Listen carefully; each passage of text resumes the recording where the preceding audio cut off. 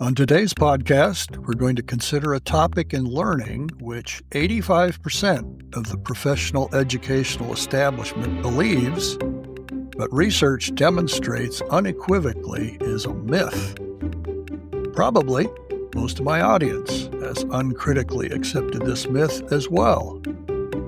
This myth isn't harmless. It warps how we approach the process of learning, and it is the enemy of deep and durable learning. Stay tuned as we address the fable of learning styles.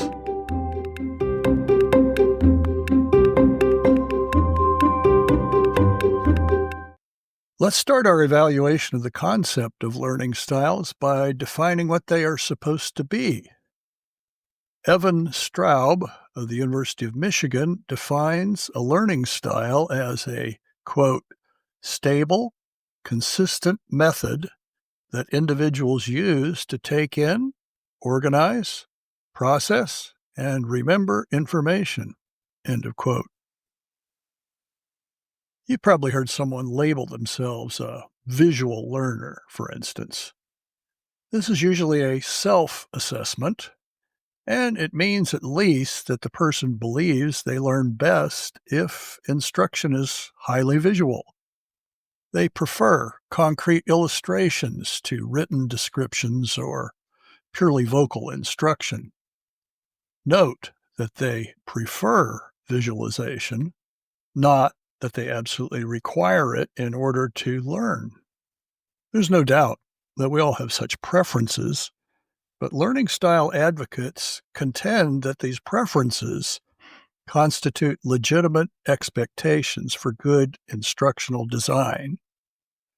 They say that students learn better when their learning preferences are met. Shallow student learning or struggles in learning are not the student's fault, but the teacher's, according to this view. Learning preferences become learning modalities that must be honored, or some students will be disadvantaged. Wilfrid Laurier, University in Ontario, Canada, posted in 2008 a PDF of a workshop on how to determine and leverage your learning style. It sounds suspiciously like other quests for self-knowledge, like spiritual gifting, or personality types like Myers-Briggs categories. Here's what they say, quote, there are 4 predominant learning styles: visual, auditory, read-write, and kinesthetic.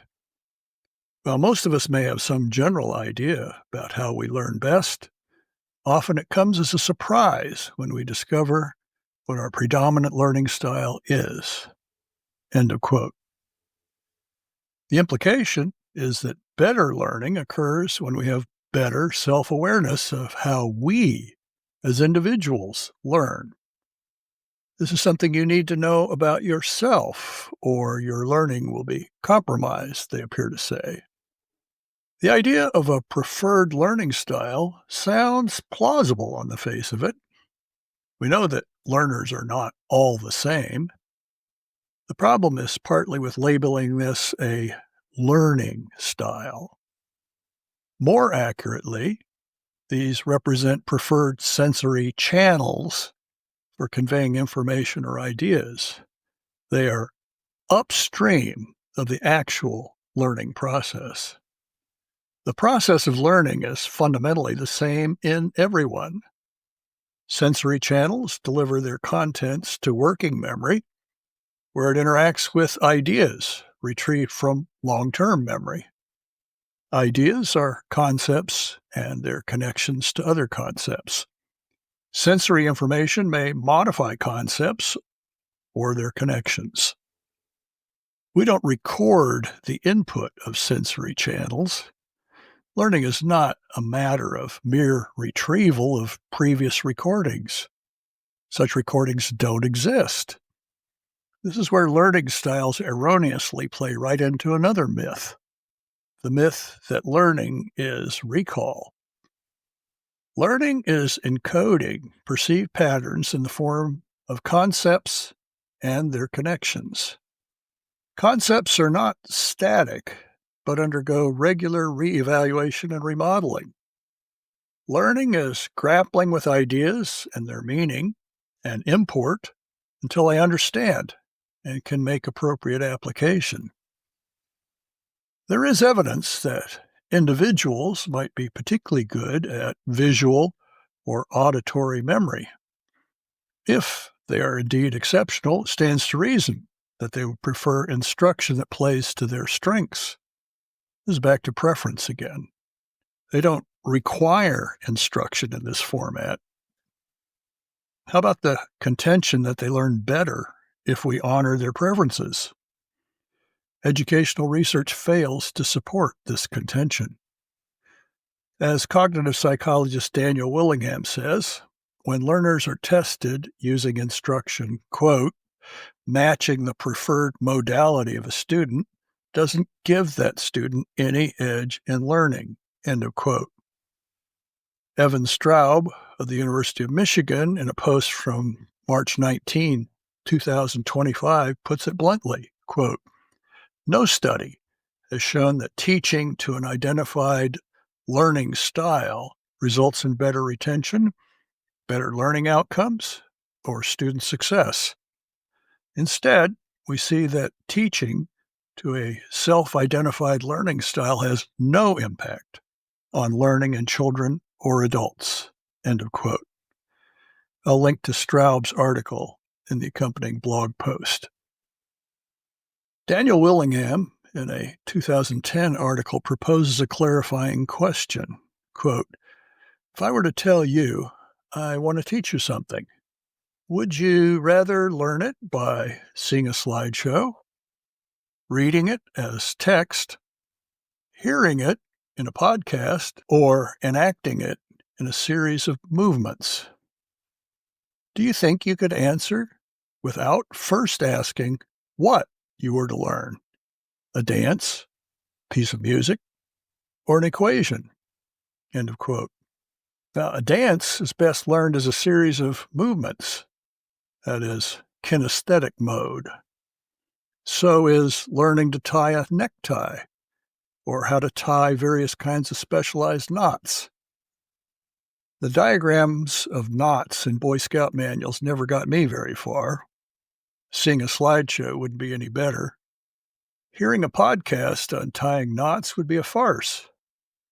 This is to say that optimal learning is contextual. If you've listened to this podcast for very long, you know that I love learning, but I don't enjoy futility. I get frustrated when the instructional modality doesn't match the learning task. One example is when I installed a garage door opener. You know, the kind with the remote you keep in your car that magically opens and closes the door when you push a button. When I opened the box for the opener, I pulled out all the parts and arranged them in categories on the garage floor. When I unfurled the instructions, I found I was dealing with a piece of paper about 1 square yard and printed on both sides. It had pictures connected by arrows. Turned out many of the pictures were irrelevant, as the instructions included all 6 kinds of door openers made by the company. I had to jump to new locations on the mammoth diagram over and over. I really needed a YouTube video that dealt only with my model of door opener, but such things didn't exist at the time. Another example would be driving instructions listed as a series of steps detailing sequentially turns, highway numbers, distances, etc. It's so much better in a moving car to have a map that moves with you, that shows your car on a blue line that represents your current position. It helps to have a well-timed instruction in addition to the visual map, such as go past these lights and turn left at the second set of lights. During my spring break, since the last podcast episode, my wife and I were in New Zealand and Australia. I drove 3 different rental cars on the left side, that is to say, the wrong side of the road, for over 2,000 miles. It was quite a learning experience.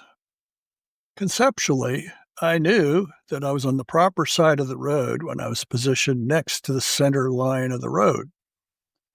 I read a 15-page book about driving in New Zealand. That kind of knowledge was not sufficient for the reality of driving. I'll likely never forget picking up my first rental car after dark at the airport in Auckland, New Zealand, and driving through downtown to my Airbnb. It was late enough that traffic was a bit thin, but Auckland is a city of 1.7 million people and has roads like our major cities. I was not aware that the right-hand lane on the left side of the road was for faster vehicles. But some horn blasts from irritated drivers alerted me that I needed to learn. When I signaled a lane change, I turned on the windshield wipers because the turning indicator's on the opposite side of the steering wheel from cars in the US. Total immersion in New Zealand and Australia driving was a kinesthetic learning experience. And my preference would have been for text with pictures. Learning requires attentiveness to a small part of the overwhelming sensory bombardment we experience every waking moment. It's hard to gain and then maintain attention and not to be distracted. It's best if instruction changes sensory modalities frequently and doesn't become too predictable. In a classroom, this could mean verbal presentation intermittently moves to a visual that shows an aspect of the idea not easily captured by hand waving. Moving the student audience from passive recipients to active participants by having them form small groups tasked with answering a question is another helpful move.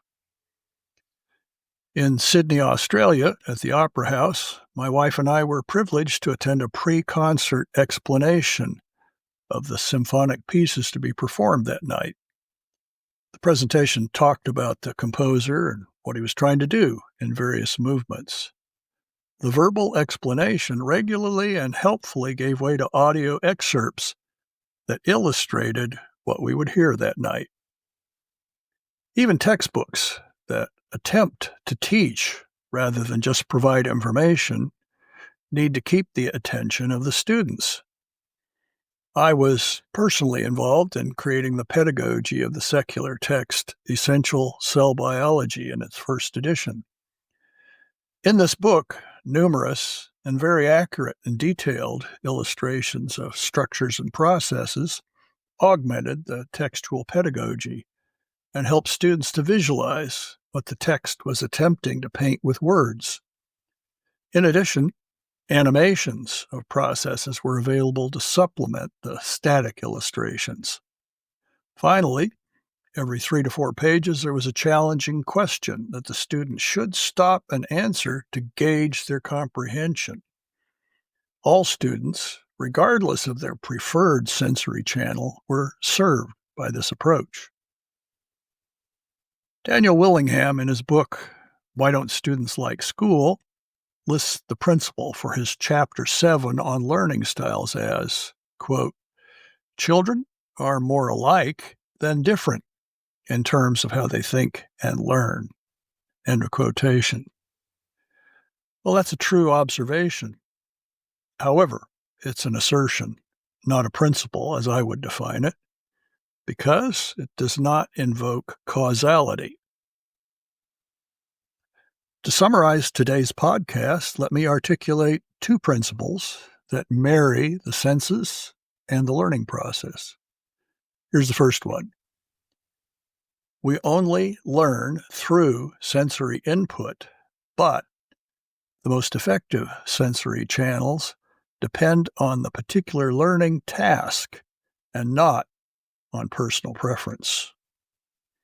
I hope that's become clear today. Nature of what I'm trying to learn determines the optimal learning path. My personal preference for a sensory channel is not a magic bullet that improves my learning. It may make me more comfortable at the outset, but learning invariably requires wrestling. Understanding is the fruit of struggle, but there is no point in creating frustration through prioritizing the wrong sensory channels. Here's a second principle. Most humans have a full complement of sensory channels that carry information, and that information is the raw material out of which meaning is constructed as patterns are discerned. This principle is the closer parallel to Willingham's assertion. The actual process of learning is the same for everyone. We all have a very limited working memory where sensory information interacts with previous learning. All learning involves pattern recognition and the resulting formation or modification of concepts and their connections. Those universals are the basis for the Deep and Durable Learning Podcast. I want you, my listeners, to know that I have come to the conclusion that it's time to put the podcast and the blog to bed. This is the 75th podcast episode. I definitely have more I could say, but at 75 years of age, I have other priorities that deserve more attention than I can currently give them with my podcast and blog schedule. I'll say more in the next podcast, which will be my last, as far as I know now. The next podcast will be a summary of this season, which has emphasized how to optimize learning for your child and you, whether your kids are in a school or homeschooled. The goal is learning to think slowly, that is, reflectively, leading to understanding and application. Slow thinking stands in opposition to rapid retrieval that most educational systems prioritize. Join me in 2 weeks for my summary of principles for learning. See you then.